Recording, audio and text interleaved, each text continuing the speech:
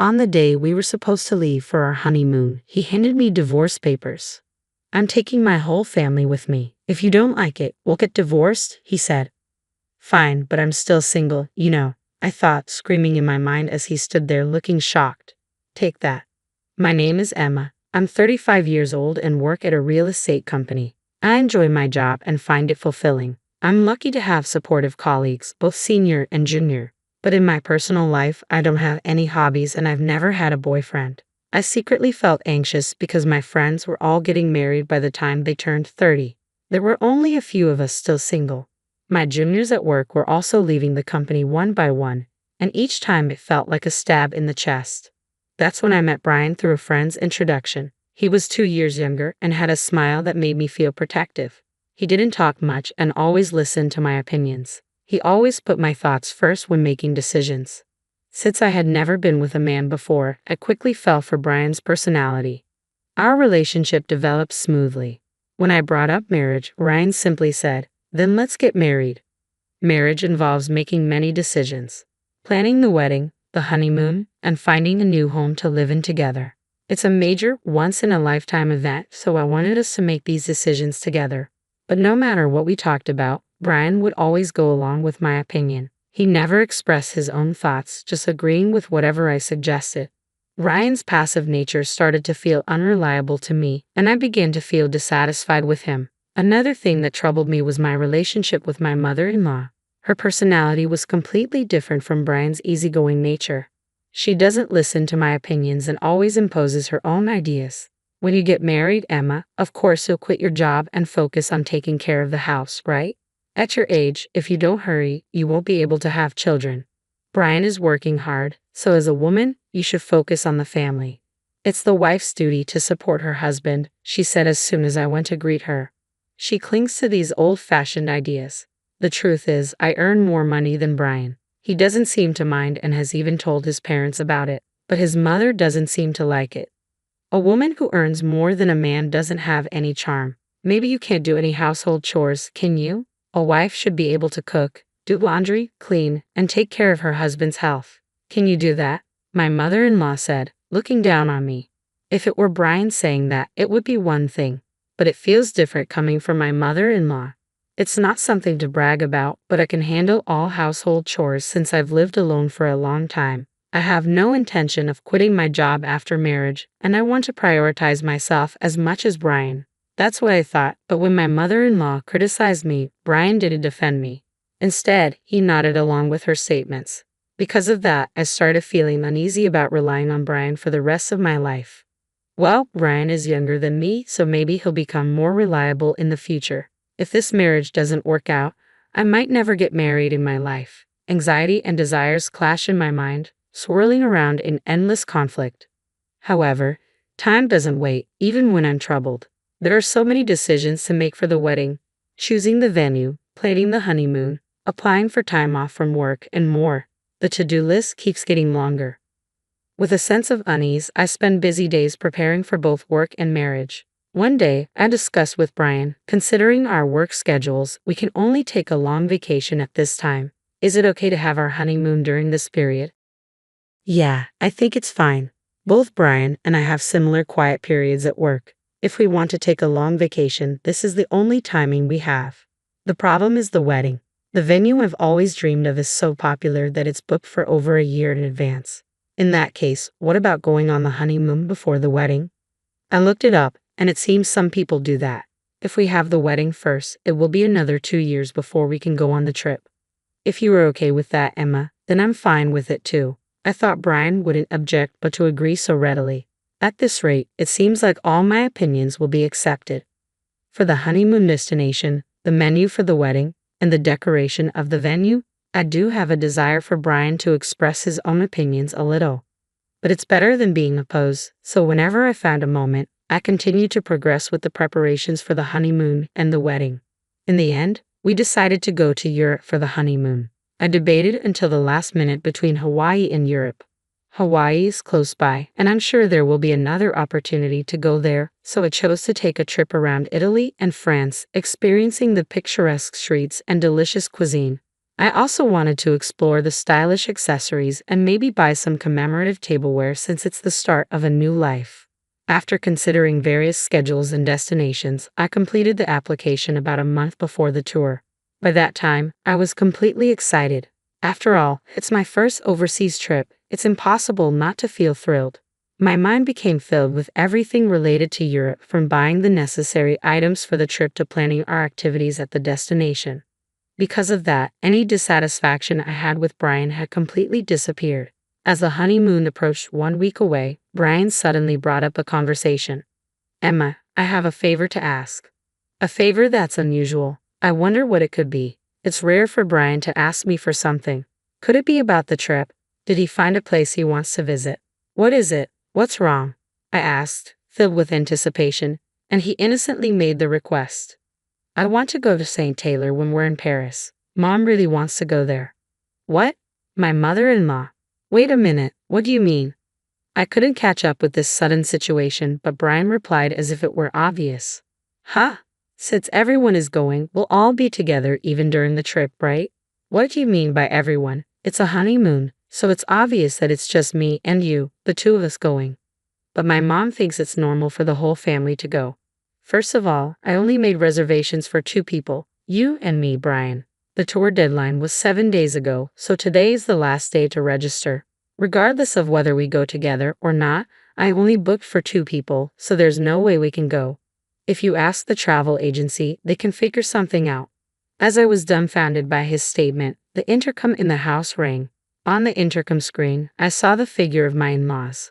Without caring about my surprise, my in-laws entered the house carrying a large number of bags.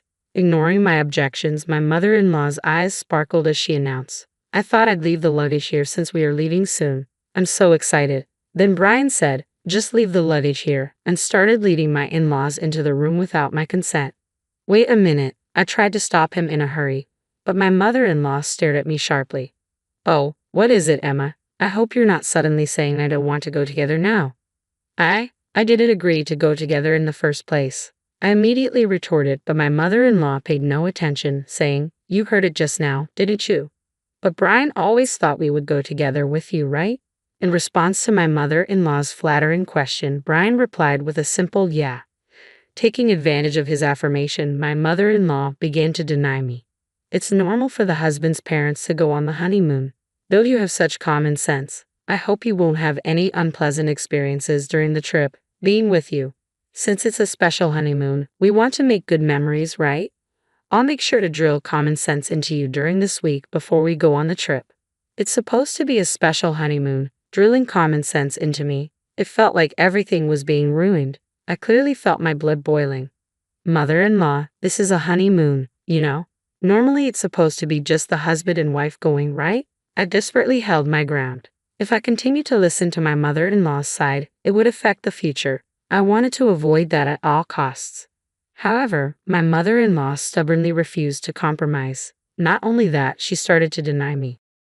The husband's parents are supposed to go on the honeymoon together. It's just common sense. I can't believe you dislike being with us. I thought we would become a family, but our common sense is different. You don't like me, and nothing seems to match.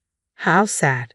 As if she had been hurt herself, my mother-in-law lowered her eyebrows in an artificial manner. The end of her words, how sad, contained an underlying smirk. I was convinced that she was deliberately trying to trap me. That's how certain I was. Even Brian, without questioning, began to blame me based on my mother-in-law's words. Emma, what the hell? They're my parents. It's okay to go on a honeymoon together, isn't it? It's impossible. We've already made the reservations for 2 people. Besides, I've never heard of families accompanying a honeymoon trip, I declared, and Brian shouted angrily, as if picking a fight. I never thought you hated my parents so much, Emma. That's it. Just leave for today. He looked at me as if he couldn't believe what he was seeing. As Brian spoke, a wicked smile formed on my mother-in-law's face. Why does he always take his mother's side without listening to his spouse's opinion, especially at a time like this? I wanted him to support my views. Before I could even react to his words, I found myself pushed out to the entrance. Just before the door closed, I caught a glimpse of my mother-in-law's smug expression. I was left outside, unable to do anything but stand there. Why am I being treated like the bad guy? Why does everything have to be ruined, including this precious trip? Frustration and sadness overwhelmed me, and tears began to flow. A few hours later, I received a message from Brian. I want you to see if it's still possible for them to join the tour. If not, we'll cancel this trip and apply for a tour where all four of us can go. Please think rationally. If you reconsider, we can figure it out properly. I don't think I'm in the wrong, so I have no reason to apologize or respond. Brian must be angry too because there was no contact after that message. Time passed, and the day of our honeymoon departure finally arrived. I couldn't imagine enjoying it in this state, but we had been preparing for this honeymoon for a month. I couldn't refuse. As I prepared to leave the house with a heavy heart, the intercom rang. Brian had come to pick me up. We hadn't seen each other since that incident, so I didn't know what kind of face to put on. The fact that he came to pick me up meant that he still intended to go on the trip. But he didn't have a single suitcase with him. Instead, he handed me a divorce paper. After hurting my parents, you still intended to go on this trip, didn't you? I'm taking my entire family on this honeymoon. If you don't like it, let's get a divorce. My mom said it would be better that way.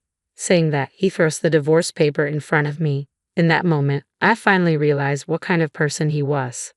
I thought he would listen to my opinions and prioritize me, that he was kind. But that wasn't the case. This man is just someone without his own opinions, and he prioritizes his family over me. That's Brian. As I came to that realization, I felt my feelings for him cooling down. Even if I were to marry him, I couldn't see myself overcoming the many challenges that awaited us in the future and becoming a family with that mother-in-law. It was an impossible scenario. Determined, I pointed at the divorce paper in front of me and said, "Sure, but I'm still single, you know." "Huh?" Brian exclaimed, clearly surprised by my words. "Single? What do you mean? Weren't you listening? We talked about going on the honeymoon but delaying the registration until the day of the ceremony. I made sure to get your permission, Brian. You know that, didn't you forget? The marriage certificate is still in the drawer, and you even said, if you were fine with it, Emma, then I'm fine too." "That's right. Divorce or not, we're not even married yet. There's no problem with going on the honeymoon with my maiden name." Perhaps he remembered my words as Brian's expression suddenly changed. But immediately, he turned red and raised his voice in frustration. "Are you out of your mind to give up on marriage just because of a honeymoon? Get a grip," I responded, matching Brian's intensity with my own strong voice. "This is the result of me being rational. I've been so desperate to get married that I couldn't see reality clearly. I don't think I can be happy marrying someone who doesn't listen to the opinions of their future spouse and doesn't support them. I'd rather stay single for life." Thanks for making me think that way. I keenly felt that this saying was true. "Hey, Emma, let's calm down and start over from scratch, okay?" He looked like he was about to cry. His pleading voice trembled. "But I won't be fooled anymore. I will break free from this guy." Without realizing it, I found myself shouting loudly at Brian. "If you're so eager for a family trip, why don't you go with your family of 3? But you'll have to plan everything from tour reservations to the itinerary by yourself. After always depending on others, it's time you experience the challenges yourself. If you think you can handle it, go ahead, you indecisive man," I said as I pulled the marriage certificate from the drawer and tore it to shreds in front of Brian. He was stunned by the sudden turn of events, his mouth hanging open. My determination overwhelmed him completely. "Now, do you understand how serious I am? I won't accept a future in the dark. It's over between us. Why don't you hurry back to your beloved mommy and cry to her, you mama's boy?" With that, I left Brian dumbfounded, slamming the front door behind me. Given his demeanor, it wouldn't be surprising if he did go cry to his mother. Afterward, I called the tour company to cancel our reservations. Since it was a same-day cancellation, we were hit with a 100% cancellation fee. I billed Brian for the entire amount because he was the reason our honeymoon fell apart. It felt like the right consequence. Later on, Brian blamed me for the failed marriage and spread rumors about it among our friends and family.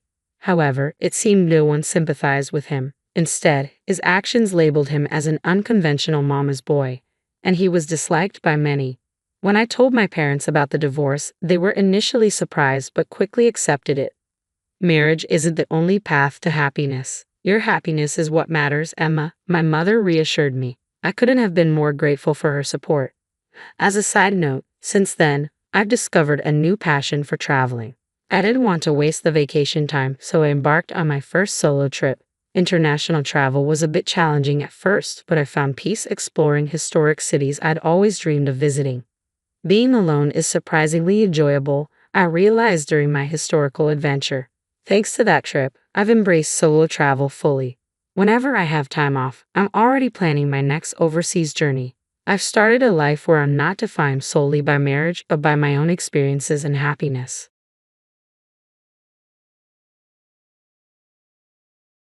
We've been married forever. Maybe I'll like someone else. So what if I have a fling or two? Stop bothering me, yelled Anthony when I confronted him about cheating. Just focus on Christmas. You've got all the decorations and cake ready, right? I'm spending Christmas at my mom's, I replied. Anthony then handed me a paper from the drawer. What if you're really leaving? Here's a divorce form. I opened it and saw Anthony's name on it. Why do you already have this ready? The woman you're seeing, she's the one you really love. Oh, is that how it is? Caught cheating with a woman 20 years younger, and now he's sticking to his story. Fuming with anger, I signed the divorce papers with bigger letters than usual. The tears streaming down my face aren't because I'm sad. I just feel pitiful for being with such a man. Well then, Anthony needs to learn a lesson. I packed my things, left the house, went straight to the town hall's after-hours window, and submitted the divorce papers. Anthony not only listed his own name on the divorce papers but also arranged for a witness, the woman he's cheating with. He's really humiliating me. As I walked away from the town hall, I kicked a stone with all my strength and kept walking. I'm Margaret, a 55-year-old housewife who works as an administrative assistant at an insurance agency. My daughter Tasha is already married and lives nearby. Since Tasha finished her 2-year college, I've been living with my husband, Anthony. He quit his job and has been calling himself a day trader for the past 10 years, not contributing much to our expenses. I supported Anthony financially while feeling resentful towards him. And now, this affair and divorce application are the result. Before Tasha finished her 2-year college program, Anthony was a typical husband working at a financial firm. He didn't help with household chores, but had a routine of going to work in the morning and returning home at night. He occasionally had overnight business trips and company gatherings. He wasn't excessive in drinking or spending. He was just an average husband. Yet, in hindsight, there were hints of odd behavior. Given his profession, I assumed his business trips and social events were standard. However, it's possible he was involved in affairs during some of those occasions. His only flaw as an otherwise typical husband was his penchant for women. Guess what? My friend landed a job at Dad's company. Tasha once mentioned before she got married. Dad's got quite the reputation there. He's always flirting with the younger women and insists on having female companions at every office party. Seems like he just enjoys being around younger women. Wow, that's quite embarrassing. And there are rumors about affairs, so be careful too, Mom. Tasha cautioned me. Until Tasha mentioned it, I never suspected Anthony of infidelity. With my own full-time job and the entire burden of housework and childcare on my shoulders, I had no time to notice Anthony's actions. Even when I was overwhelmed with chores, Anthony remained seated, refusing to help, and he wouldn't even comfort a crying Tasha when she was little. He believed household tasks and childcare were solely the wife's responsibility. He seemed to think that as long as he worked, everything else would magically be taken care of. During that period, I was exhausted from juggling work and home duties, and I didn't have the energy to confront Anthony about it. Both Anthony and I were only children. My father passed away from an illness when I was in 6th grade, and my mother raised me alone afterward. Don't worry, Margaret. We have your father's life insurance, and I have my job. You don't need to stress about anything. My mother, who worked as a medical secretary, always reassured me with a smile. But I knew she sacrificed her own desires to support my vocational education. She's the most admirable and wonderful woman in my eyes. Now, at 75, she's still thriving. She even has a boyfriend, and they joke about their combined age of 155. They always appear so happy together. On the flip side, Anthony's mother was a difficult woman. She'd abruptly left with her lover one day, leaving Anthony and his father, Jim, behind. Fortunately, Anthony was away at college by then and didn't rely on parental care. However, Jim struggled to manage both work and unfamiliar household duties. "Margaret, promise me you won't cheat," Jim tearfully pleaded with me when I married Anthony. "You don't have to excel at housework, and you don't always have to defer to Anthony. But please, I beg you, don't betray him. There's nothing more painful than that." My father-in-law, Jim, is a wealthy man. He generously let us stay in his house rent-free while he lived in a modest rented apartment himself. He's a gentle, caring man who respects our privacy and doesn't interfere unnecessarily in our lives. I have a deep affection and respect for him. I don't want to disappoint him. However, I feel compelled to discuss our divorce and the reasons behind it. After filing for divorce before heading to my parents' house, I stopped by my daughter Tasha's apartment. I wasn't sure if she'd be home or if I'd be intruding, but I decided to visit anyway and found Tasha alone. "What's this about a sudden divorce?" Tasha sputtered in surprise, nearly spilling her coffee. "Are you okay, Mom? You startled me." As Tasha regained her composure, I recounted the entire situation in detail. "So, Dad had been planning this divorce for a while." "Exactly. It's a dreadful situation, isn't it?" Tasha remarked, munching on some cookies I had brought. She's always had a sharp sense of perception. I thought to myself as Tasha glanced up. "Hasn't Dad always been fond of women?" "Well, I snooped on your father's computer once and found countless inappropriate pictures and videos saved. He was frequently away on business trips and social events, so it wouldn't be surprising he was having an affair, but he was always careful before. Now, it seems he intentionally exposed his affair for me to notice. Maybe he wanted to be with that woman openly. By provoking me to hastily file for divorce, he avoided discussions about alimony and property division. That explains why he had the divorce papers ready with a witness signature.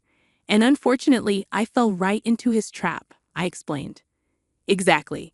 Despite Anthony's current uncertain job as a day trader, he worked at a prestigious financial institution for years. He likely has savings, and he wouldn't have brought all his severance pay home. If I had approached the divorce calmly, I could have contested for a fair share of his assets," I concluded, echoing Tasha's observations. "I feel like we can't just stay silent, Mom. Dad needs to experience what he's been putting us through," Tasha declared, gripping my hand firmly as tears welled up in my eyes. I nodded, returning her grip. Frustration mingled with regret as tears spilled over.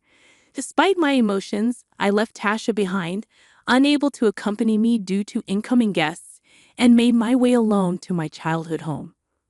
"But he's still your father, Tasha. Are you sure you're okay with this?" I questioned, hesitant about our plan. "Mom, precisely because he's my father, I can't condone his actions. It's embarrassing having friends call him out for his behavior. So yes, I'm okay with it," Tasha affirmed.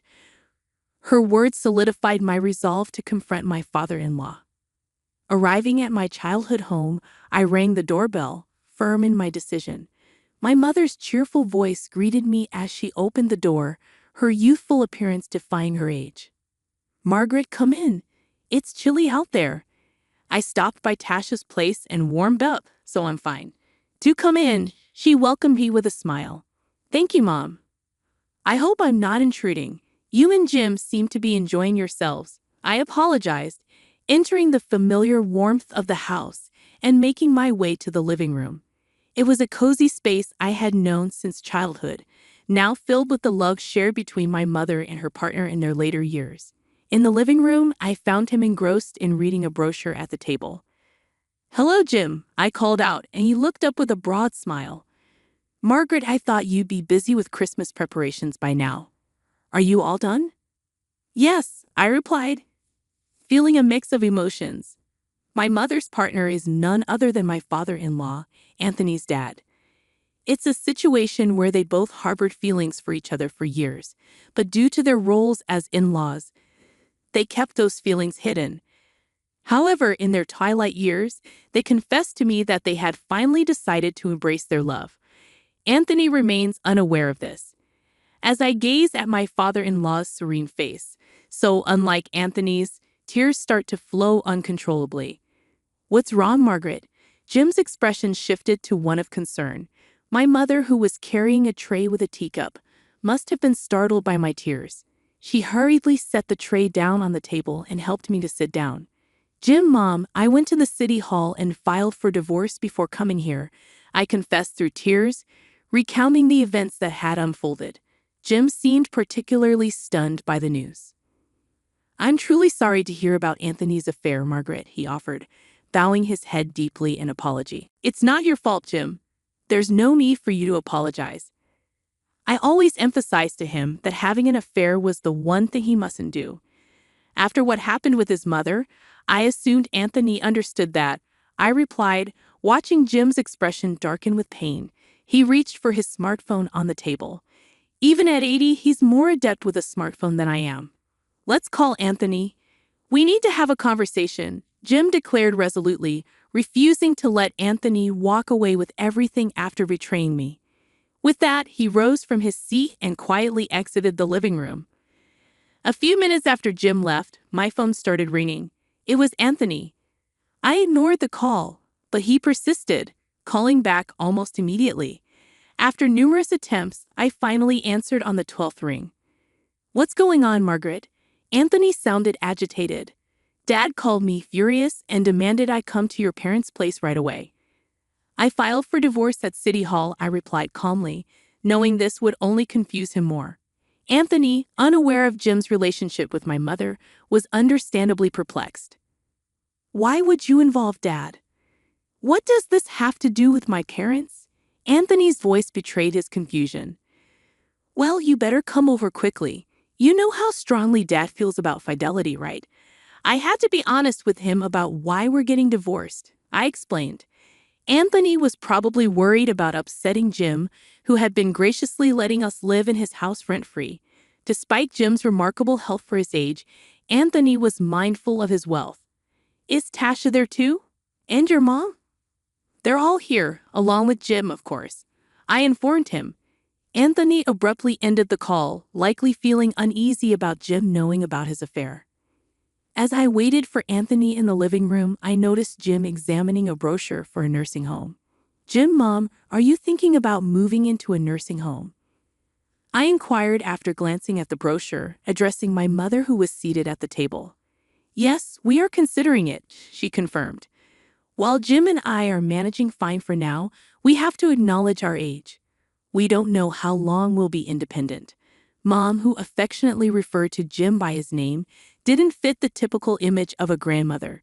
So we're exploring options for nursing homes that could accommodate both of us. "It's heartwarming to see how close you two are. Your happiness brings me joy as well. But now we have another concern, Margaret. Your sudden divorce," Mom remarked, looking troubled as our conversation continued. Just then, Jim returned, holding a piece of paper in his hand. I was about to inquire about it when the doorbell interrupted us. "That must be Anthony. Don't worry, I'll get it," I declared with determination, rising from my seat to answer the door. "What's going on?" Anthony's face darkened as he caught sight of me. "I can't believe you spilled the beans to Jim about my affair. And why here, at your parents' place?" "Everything will become clear once you step inside. Please come in," I replied calmly. Regardless, I would have done so even if you hadn't instructed me to. As Anthony removed his shoes and hurried into the living room, his steps faltered upon seeing Jim and Mom seated together. Their united presence, reminiscent of a seasoned couple, hinted at the gravity of the situation. "Dad, Mom, wait, are you two?" Anthony began, his voice trailing off. "Sit down," Jim's commanding tone reverberated through the room, instantly straightening my posture. When Jim, typically calm, gets upset, he becomes quite intimidating, I reflected, watching Anthony shrink under his gaze as he took a seat. "I heard from Margaret that when she confronted you about your affair, you responded by serving her with divorce papers. Moreover, those papers were filled out, and one of the witnesses was the woman you were cheating with. Is this true?" Jim's voice thundered with authority. "Well, you see, it's not exactly," Anthony stammered, unable to meet Jim's piercing gaze. "Stop evading the question and answer me plainly," Jim demanded, his voice unwavering. Flustered, Anthony finally admitted, "Yes, it's true. I'm sorry. Anthony, how could you betray Margaret after claiming to be hurt by your mother's affair? And then to have divorce papers ready and pressure her into filing them. It's despicable," Jim chastised, laying out a piece of paper on the table. It was a blank marriage certificate. I wondered whether Anthony had brought it with him or if it had been with Jim from before. "Anthony, as you may have guessed, I've been seeing Margaret's mom. Your actions have deeply hurt and insulted my special lady's daughter," Jim continued, his disappointment evident. "I had no idea. I never imagined you and my mother-in-law were dating. But that doesn't excuse your infidelity," Anthony interjected, but Jim wasn't swayed. "I'm not going to support you anymore. The house I've been letting you stay in for free, I'm selling it immediately. Find an apartment and move out," Jim declared firmly. "No way. I don't have the money for rent. Aren't you making money from day trading?" Anthony protested, but Jim remained resolute. "Whether you have the money or not, I'm selling the house after Christmas. You can't stay there anymore," Jim insisted. Anthony's expression shifted from defiance to anxiety when he noticed the marriage certificate on the table. "What's that marriage license for? You're not seriously considering getting married, are you?" Anthony blurted out, then gasped and covered his mouth, realizing his mistake. "What did you just say?" I seized the opportunity to confront him.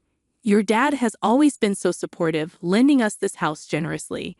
But when he tells you he's remarrying, your first concern is about your inheritance decreasing. That's unacceptable." "Exactly. I can't forgive what you've done to Margaret either," my usually silent mother chimed in. "Anyway, start looking for an apartment and move out.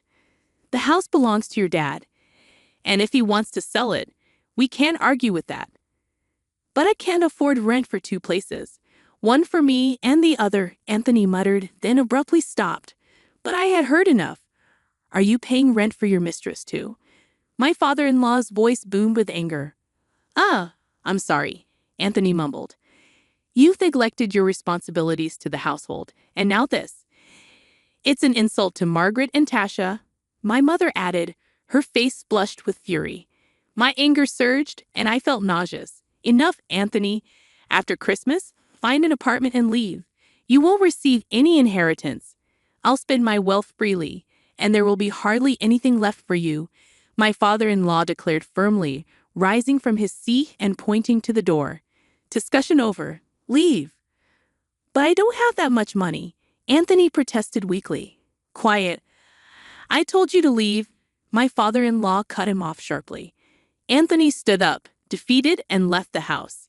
He had been living off Jim's wealth, indulging in luxury and showering women with gifts. Watching him stagger away, I felt no sympathy. As Christmas arrived, Jim followed through on his word, putting the house up for sale, and it sold quickly. Anthony found himself in a shabby, budget apartment after losing his luxurious residence. It turned out he had been living off his retirement savings for the past decade without making any serious attempts at day trading. He had likely assumed he could rely on Jim's wealth eventually. However, once he could no longer afford to support his mistress, she promptly ended their relationship. It seemed Anthony had been using his supposed inheritance to attract women. But when the money ran out, so did their interest. Now Anthony leads a solitary life, juggling multiple part-time jobs to make ends meet. Jim sold the house and compensated me with the proceeds. With that money, I purchased a small yet cozy condo where I now enjoy a comfortable lifestyle. I've built a fulfilling life, hosting friends for meals on my days off or visiting my parents' home, now occupied by Tasha. Meanwhile, my parents officially tied the knot and became a genuine couple. The meaning of dad has shifted for me, and my father now casually calls me by my name, Margaret. Witnessing my hardworking mother's radiant smile fills me with immense joy. I wholeheartedly wish for my parents, embracing newfound happiness in their later years, to enjoy peaceful days ahead.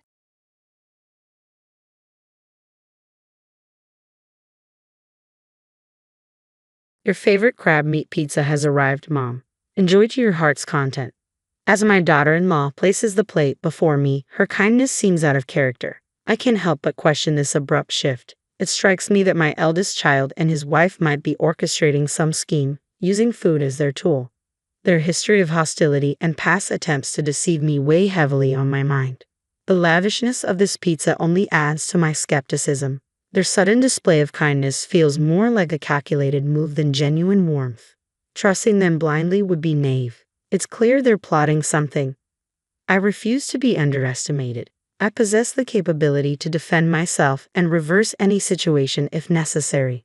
My name is Mary, a housewife in her 60s.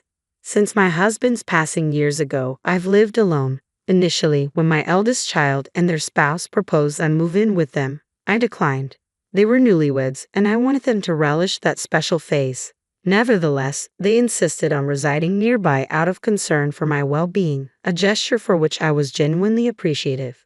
Their frequent visits, despite my reassurances that they needn't feel obligated, were a testament to their caring nature. My eldest child would often express worry, prompting me to relent and indulge their concern. Similarly, my daughter-in-law sought opportunities to foster a bond with me even when my eldest was occupied. I took pride in my child's choice of partner, believing her to be a person of integrity. However, I was oblivious to their ulterior motives at the time, a realization that now vexes me. Reflecting on those moments, I am irked by my own gullibility. Genuine kindness without hidden agendas is a rarity. I allowed myself to be swayed by their eloquent assurances, oblivious to the underlying truth. It wasn't until later that I uncovered their true intentions. One evening, they dropped by and ended up staying overnight, citing a lack of plans for the following day. Though I hesitated to encroach on their time as a couple, suggesting they return home since it was nearby, my daughter-in-law was insistent. "We're eager to strengthen our bond, so we'd like to stay," she asserted. Reluctantly, I acquiesced, offering them the guest room. This house, a creation of my late husband, holds many unused rooms since it's too large for just me.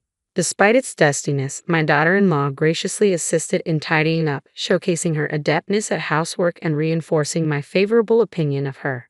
In the quiet of night, I stirred, parched, and made my way to the kitchen. En route, I noticed the living room bathed in light. Intrigued, I peered in, finding them seated on the sofa engaged in conversation. Unable to resist the temptation, I surreptitiously listened in, inadvertently overhearing a dialogue between my eldest child and his wife. "I'm utterly drained," remarked the eldest child. "That old lady has us toiling like slaves, don't you agree?" "Just endure a little longer," the wife countered. "Once we secure Mom's inheritance, we're free. If her husband hadn't been a CEO, we wouldn't be in this predicament. It's astounding how easily she's deceived just because we're cordial to her. Mom's always been emotionally fragile. She'll likely bestow the inheritance upon us."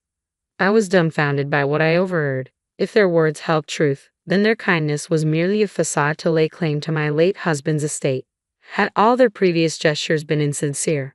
Every word they uttered to me, "We're family bound to support each other," or so I thought. Why this fixation on the inheritance? I couldn't discern any financial troubles on his part, but perhaps he's entangled in dire straits unbeknownst to me. What drives them to such lengths for an inheritance? Is it solely for monetary gain? The behavior of the couple left me pondering, perplexed by their motives. I resolved to confront them about their recent conduct. Through inquiries within the neighborhood and among acquaintances, a startling revelation surfaced. Both of them were deeply entrenched in gambling, having accumulated an overwhelming debt far beyond their means to repay through conventional employment. It dawned on me why they were so desperate for the inheritance. My late husband had bequeathed a substantial portion to our eldest child, albeit less than what I received, yet still a sizable sum. They had recklessly squandered it, plunging into insurmountable debt. Their kindness, it seemed, was merely a guise to secure the inheritance from me. Following this discovery, I grew wary of their intentions. "Do you require any assistance, Mom? We're here to lend a hand," my daughter-in-law inquired, her words ringing hollow in light of the unsettling truth. "Your favorite crab meat pizza is here," my daughter-in-law announced cheerfully as she placed the plate before me. "Mom, eat as much as you want." Her sudden kindness struck me as odd. I couldn't help but question this abrupt change. Suspicions gnawed at me. It seemed my eldest child and his wife were orchestrating something, perhaps using food as a guise. They had a history of hostility and deceptive acts, so their newfound warmth raised red flags. It was clear to me that something wasn't right with this extravagant pizza. Their niceness felt contrived, and I couldn't shake the feeling that they were up to something. I refused to be underestimated. Despite being a housewife in my 60s, living alone since my husband's passing, I was not without my own strength. When my husband died, my eldest child and their spouse had offered for me to move in with them. However, I declined, wanting them to cherish their newlywed bliss. Yet they insisted on living nearby out of concern for me, a gesture I initially appreciated. Their frequent visits, despite my reassurances that they needn't feel obligated, only fueled my suspicions. But it wasn't until one fateful night that my doubts were confirmed. They stayed over, claiming they had no plans for the next day. I suggested they return home since it was close by, but my daughter-in-law insisted they stay to deepen our relationship. Reluctantly, I agreed, offering them the guest room. In the dead of night, I caught them conversing in the living room. What I overheard shattered any remaining trust I had in them. They spoke callously about me, about their plans to secure my late husband's inheritance. They had squandered their own fortune on gambling debts, leaving them desperate for money. Their kindness towards me was a ruse, a means to an end. From that moment on, I kept my guard up. When my daughter-in-law extended hollow offers of help, I politely declined, wary of their true intentions. Their subsequent attempt to confront me about a supposed new love interest only reinforced my skepticism. Their concern was a thinly veiled attempt to maintain control over my finances, and I refused to be manipulated any longer. I could see right through her facade. It was clear she was only concerned about protecting her inheritance. Yet my daughter-in-law continued to play the role of the caring daughter-in-law, never revealing her true intentions. That's acceptable for now, I thought. The true nature of my eldest child and their spouse will be revealed in due time. I'll witness their true selves when the moment is right. And that moment arrived sooner than anticipated. "Happy birthday, Mom," exclaimed my eldest child, presenting me with a bag from a fancy pizza establishment. Inside were an array of pizzas, including my beloved crab meat pizza. "Thank you, but let me handle these," I insisted, prepared to start plating them. "No, Mom, today's your day. Sit back and relax. I'll take care of it," declared my daughter-in-law as she whisked the bag away to the kitchen. My eldest child followed suit, offering assistance. Despite their seemingly genuine efforts to celebrate my birthday, I remained wary. Something was amiss. As I contemplated their motives, they returned with plates in hand.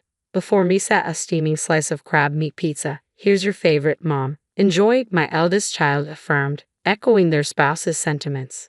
To an outsider, it might have seemed like a joyous birthday celebration, but I knew better. There had to be something sinister lurking on that plate. I refused to be fooled. Their excessive kindness raised suspicions that couldn't be ignored. With my husband no longer by my side, I understood the importance of protecting myself.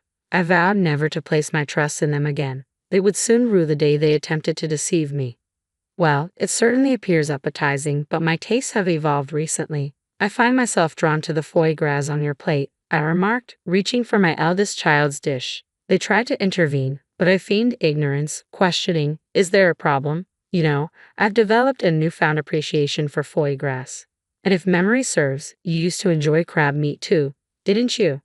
I suggested we share both dishes, observing the sudden pallor that washed over my eldest child's face. It was evident that they had schemed to manipulate me by tampering with my favorite pizza. Their reluctance to indulge confirmed my suspicions. "But it looks so tantalizing. Won't you have a taste?" I prodded, watching as their facade crumbled under the weight of their deceit. With resolve, I reached for a slice of the crab meat pizza and offered it to my eldest child. Reluctantly, they took a bite, their expression tense as if anticipating the aftermath. Daughter-in-law glanced at them, her concern evident in the pallor of their face. "You seem a bit off color. Perhaps the pizza didn't agree with you, Mom," she suggested, her voice tinged with apprehension. "Considering how your husband is feeling, maybe it's best to call it a night and prepare something different," she added, her panic palpable. Sensing daughter-in-law's desperation to end the meal, I countered, "But your son doesn't appear well either. It's safer for you to stay the night."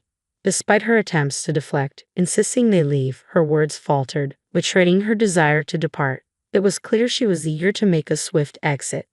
I always thought that for a couple attempting to deceive others, they're remarkably inept liars.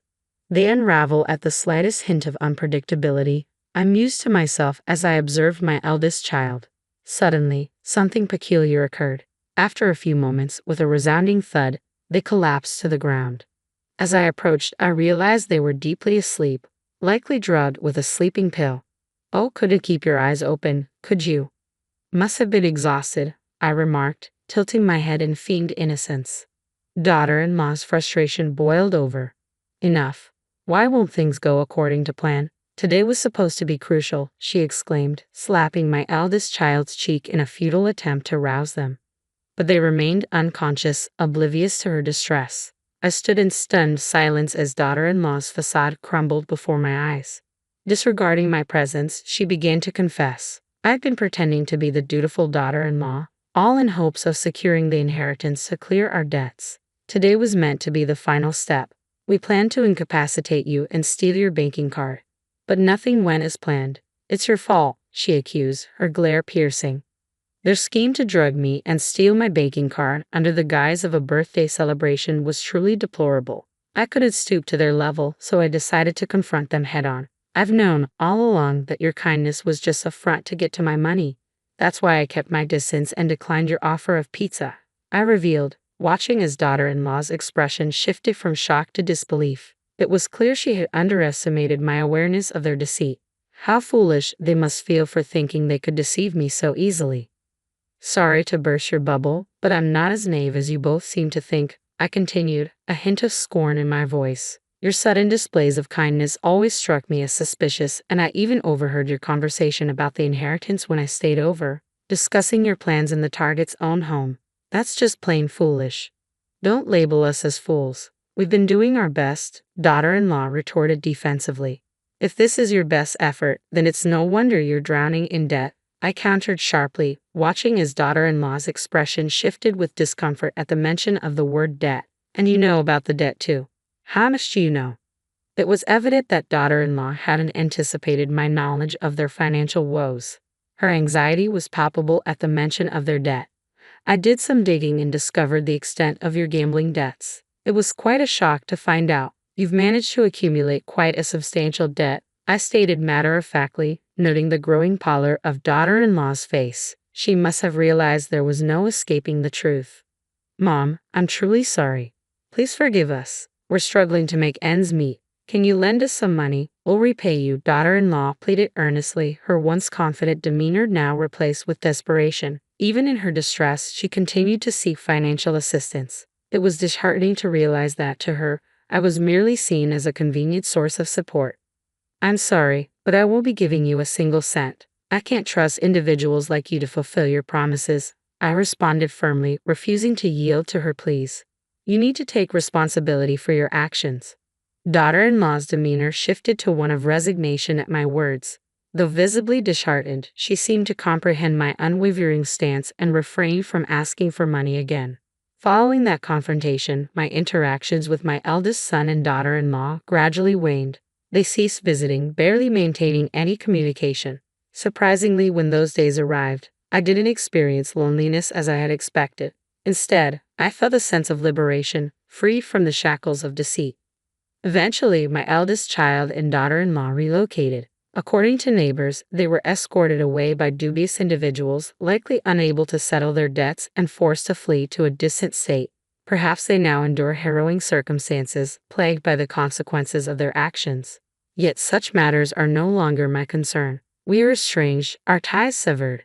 I bid farewell to this tumultuous chapter, confiding in my late husband's photograph. His expression seemed to exude a sense of relief, as if acknowledging the closure of a fraught period.